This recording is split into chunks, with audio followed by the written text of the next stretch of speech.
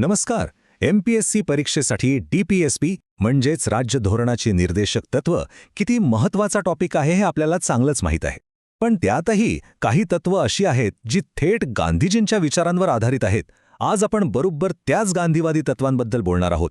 कलम 40, 43, 46, 47 आणि 48. चला सविस्तरपणे समजून घेऊया. पण सगळ्यात आधी एक महत्त्वाचा प्रश्न. गांधीजींनी ग्रामस्वराज्य ही जी संकल्पना मांडली होती, जी आपल्या स्वातंत्र्य लढ्याचा अक्षरशः आत्मा होती, ती आपल्या राज्यघटनेत आली कशी? ह्या एका प्रश्नाचं उत्तर मिळालं की पुढचे सगळे मुद्दे एकदम क्लिअर होतील. हाच आपल्या आजच्या विश्लेषणाचा पाया आहे. तर सगळ्यात पहिलं, ही गांधीवादी तत्वे म्हणजे नेमकं काय? सोप्या भाषेत सांगायचं तर ही तत्वे म्हणजे गांधीजींच्या विचारधारेवर आधारित एक ब्लूप्रिंट आहे. स्वातंत्र्य चळवळीच्या काळात गांधीजींनी जो भारताच्या पुनर्रचनेचा एक संपूर्ण कार्यक्रम मांडला होता, त्याचं प्रतिबिंब आपल्याला या तत्वांमध्ये दिसतं. मग प्रश्न येतो की घटना समितीने या तत्वांना आपल्या राज्यघटनेत का बरं सामील केलं असेल? याची कारणं तशी खूप स्पष्ट आहेत. पहिलं म्हणजे देशात आर्थिक आणि सामाजिक लोकशाही आणायची होती. दुसरं, आपल्या सरनाम्यात जे न्याय, स्वातंत्र्य, समानतेचे मोठे आदर्श आहेत त्यांना सत्यात उतरवायचं होतं. आणि सगळ्यात महत्त्वाचं, गांधीजींची जी ग्रामस्वराज्याची कल्पना होती तिला एक पक्की घटनात्मक चौकट द्यायची होती. ठीक आहे, तर मग आता एकेका कलमाकडे वळूया आणि सुरुवात करूया कलम 40 पासून, जे खरं तर गांधीवादी विचारांचा कणा मानलं जातं. हे कलम आहे ग्रामपंचायतींच्या संघटनेबद्दल. कलम 40 काय सांगतं?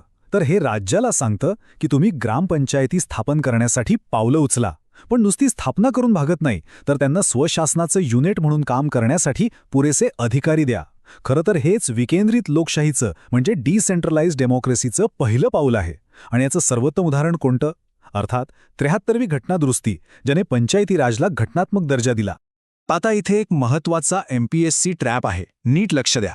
73व्या घटनादुरुस्तीच्या आधी कलम 40 हे फक्त एक DSPP होतं, म्हणजे एक मार्गदर्शक सूचना. ते राज्यांवर बंधनकारक नव्हतं. त्याला खरी कायदेशीर ताकद मिळाली ती 73व्या घटनादुरुस्तीनंतर. हा फरक परीक्षेसाठी खूप महत्त्वाचा आहे. यावर हमखास प्रश्न बनू शकतो. पुढचं कलम आहे कलम 43. हे कलम ग्रामीण भागाच्या आर्थिक स्वावलंबनावर फोकस करतं, म्हणजेच कुटीर उद्योगांना प्रोत्साहन देण्यावर. तर कलम 43 म्हणतं की राज्याने कुटीर उद्योगांना प्रोत्साहन द्यायला हवं, मग ते वैयक्तिक पातळीवर असो किंवा सहकारी तत्वावर. यामागचा गांधीजींचा विचार अगदी स्पष्ट होता. लोकांना त्यांच्या गावातच काम मिळावं, त्यांना योग्य वेतन मिळावं, जेणेकरून शहरांकडे होणारं स्थलांतर कमी होईल आणि गावं आर्थिकदृष्ट्या सक्षम बनतील. आज आपण जो खादी आणि ग्रामोद्योग आयोग म्हणजेच KVIC बघतो, तो याच तत्वाचं एक मूर्तिमंत उदाहरण आहे. आता इथे एक आणखी कॉमन MPSC ट्रॅप आहे. खूप विद्यार्थी कलम 43 आणि कलम 43B मध्ये कन्फ्यूज होतात. एक गोष्ट पक्की लक्षात ठेवा.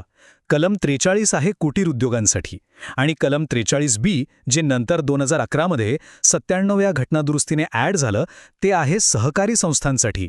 हा फरक विसरू नका. ठीक आहे, आता राजकीय आणि आर्थिक पैलूंनंतर आपण वळूया सामाजिक न्यायाकडे. आणि यासाठी महत्त्वाचं आहे कलम 46.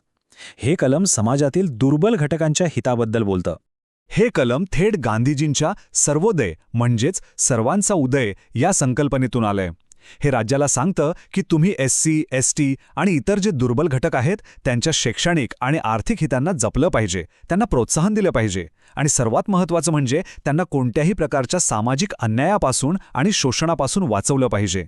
आज आपण जे शैक्षणिक आरक्षण बघतो किंवा वेगवेगळ्या शिष्यवृत्ती योजना बघतो, त्या सगळ्या याच कलमाचं प्रतिबिंब आहेत. इथे पुन्हा एकदा परीक्षेच्या दृष्टीने एक महत्त्वाचा फरक लक्षात घ्या. कलम 46 हे एक DPSP आहे, म्हणजे राज्यासाठी एक डायरेक्शन आहे. ते जस्टिशिएबल नाही, म्हणजे आपण कोर्टात जाऊ शकत नाही. पण शोषणाविरुद्धचे जे ठोस अधिकार आहेत ते आपल्याला मूलभूत हक्कांमध्ये मिळतात, उदाहरणार्थ कलम 23 मध्ये, आणि ते मात्र पूर्णपणे न्यायप्रविष्ट आहेत. हा फरक खूप महत्त्वाचा आहे. चला पुढे जाऊया. कलम 47. गांधीजींचा जो सामाजिक सुधारणांचा अजेंडा होता त्यातला हा एक अत्यंत महत्त्वाचा मुद्दा, तो म्हणजे मद्यपान प्रतिबंध किंवा सोप्या भाषेत दारूबंदी. कलम 47चा जो प्राथमिक उद्देश आहे तो आहे लोकांचं पोषणमान वाढवणं आणि सार्वजनिक आरोग्य सुधारणा. आणि याच मोठ्या उद्दिष्टाचा एक भाग म्हणून राज्याने आरोग्याला धोकादायक असलेल्या मादक पेयांवर आणि ड्रग्जवर बंदी घालण्याचा प्रयत्न करावा, असं हे कलम सांगतं. याचा परिणाम थेट ग्रामीण भागातील गरिबी आणि कौटुंबिक समस्या कमी करण्यावर होतो.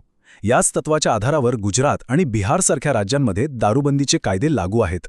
इथे एक छोटासा आपण अत्यंत महत्त्वाचा MPSC ट्रॅप आहे. या कलमामध्ये एक अपवाद दिला आहे. औषधी उद्देशांसाठी म्हणजे मेडिसिनल पर्पजसाठी जर वापर असेल तर त्याला परवानगी आहे. आणि हाच अपवाद MCQमध्ये हमखास विचारला जातो, त्यामुळे हे लक्षात ठेवणं गरजेचं आहे. आणि आता या यादीतलं शेवटचं गांधीवादी तत्व कलम 48. याचा संबंध आहे थेट शेती आणि पशुपालनाशी. कलम 48 काय म्हणतं की राज्याने शेती आणि पशुसंवर्धनाचं संघटन आधुनिक आणि वैज्ञानिक पद्धतीने करावं. आणि याच प्रयत्नांचा एक भाग म्हणून गायी, वासरं आणि इतर जी दुभती जनावरं आहेत किंवा जी शेतीच्या कामात मदत करतात त्यांच्या कत्तलीवर बंदी आणावी. यामागचा मुख्य हेतू ग्रामीण अर्थव्यवस्थेचा जो आधार आहे म्हणजे पशुधन त्याचं संरक्षण करणं हा आहे. आता हा पॉइंट मुख्य परीक्षेसाठी खूप जास्त महत्त्वाचा आहे. कलम 48चा जो घटनात्मक बेस आहे तो धार्मिक नाही तर तो कृषी आणि पशुपालनाचं आयोजन आधुनिक आणि वैज्ञानिक पद्धतीने करणे हा आहे. म्हणजे फोकस आर्थिक आणि कृषी विकासावर आहे. हा फरक समजून घेणं मेन्सच्या उत्तरासाठी खूप गरजेचं आहे. बरं, आता या सगळ्या तत्वांचं थोडं ॲनालिसिस करूया. गांधीजींचा जो ग्रामस्वराज्याचा दृष्टिकोन होता आणि आजचं जे आपलं डेव्हलपमेंट मॉडेल आहे त्यात जमीन आसमानाचा फरक दिसतो. गांधीजींचा भर होता विकेंद्रीकरणावर म्हणजे बॉटम अप अप्रोचवर, आत्मनिर्भर गावांवर. याउलट आजचं मॉडेल टॉप डाऊन आहे, सेंट्रलाइज्ड प्लॅनिंग आणि मोठ्या उद्योगांवर जास्त लक्ष देणार आहे.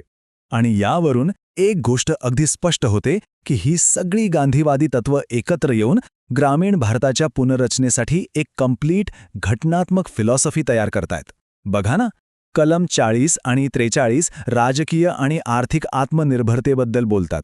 कलम 46 सामाजिक न्यायाची हमी देतं आणि कलम 47 व 48 एक निरोगी आणि शाश्वत ग्रामीण जीवनशैलीचा पाया घालतायत. चला आता जे काही शिकलो त्यावर एक छोटासा प्रश्न सोडवूया. प्रश्न असा आहे की DPSP मधलं खालीलपैकी कोणतं कलम गांधीवादी तत्वावर आधारित नाही? ऑप्शन्स आहेत A कलम 40, B कलम 44, C कलम 47 आणि D कलम 48. विचार करा. याचं योग्य उत्तर आहे ऑप्शन बी कलम 44. का? कारण कलम 44 हे समान नागरी कायद्याबद्दल आहे, जे गांधीवादी नाही तर एक उदारमतवादी बौद्धिक तत्व मानले जातं. ठीक आहे, आता प्रिलिम्सचा प्रश्न झाला, थोडा मेन्सकडे बघूया. समजा मुख्य परीक्षेत असा प्रश्न आला, DSPP मधील गांधीवादी तत्वे हे ग्रामीण भारताच्या पुनर्रचनेचे घटनात्मक तत्वज्ञान आहे, स्पष्ट करा. तर याचं उत्तर कसं लिहायचं? त्याची एक फ्रेमवर्क बघूया. या प्रश्नाचं उत्तर लिहिताना एक स्ट्रक्चर फॉलो करता येईल. Step 1 introduction. यात गांधीवादी तत्व आणि ग्राम स्वराज्य संकल्पना थोडक्यात सांगा. Step 2 body. इथे कलम 40, 43, 46, 47 आणि 48 या प्रत्येकाचं विश्लेषण करा आणि त्यांना ग्रामीण पुनर्रचनेशी जोडा. Step 3 impact. ही सगळी तत्त्व मिळून ग्रामीण भागावर राजकीय, आर्थिक आणि सामाजिकदृष्ट्या काय परिणाम करतात हे सांगा. आणि शेवटची स्टेप 4 कन्क्लुजन. ही तत्त्व आजही एका आत्मनिर्भर ग्रामीण भारतासाठी किती महत्त्वाची आहेत हे सांगून एक चांगला समारोप करा. आता ही सगळी कलमं लक्षात ठेवायला अवघड वाटत असतील तर एक छोटीशी मेमरी ट्रिक वापरू शकता. 40th पंचायत कलम 40, कामगारांसाठी कुटीर उद्योग कलम 43, दुर्बळांसाठी सामाजिक न्याय कलम 46, दारूबंदीने आरोग्य सुधारतं कलम 47 आणि पशुधन वाचवणं कलम 48. असं कीवर्ड्सनी लक्षात ठेवलं की सोपं जाईल. आणि जाता जाता तुमच्यासाठी एक विचार. आजच्या या ग्लोबलायझेशनच्या युगात जिथे सगळं इतकं फास्ट बदलतंय तिथे आत्मनिर्भर खेडी, कुटीर उद्योग, सामाजिक न्याय यावर आधारित गांधीजींची ही तत्त्व खरंच किती समर्पक आहेत? आजच्या काळात ती तशीच्या तशी लागू होऊ शकतात का? यावर नक्की विचार करा.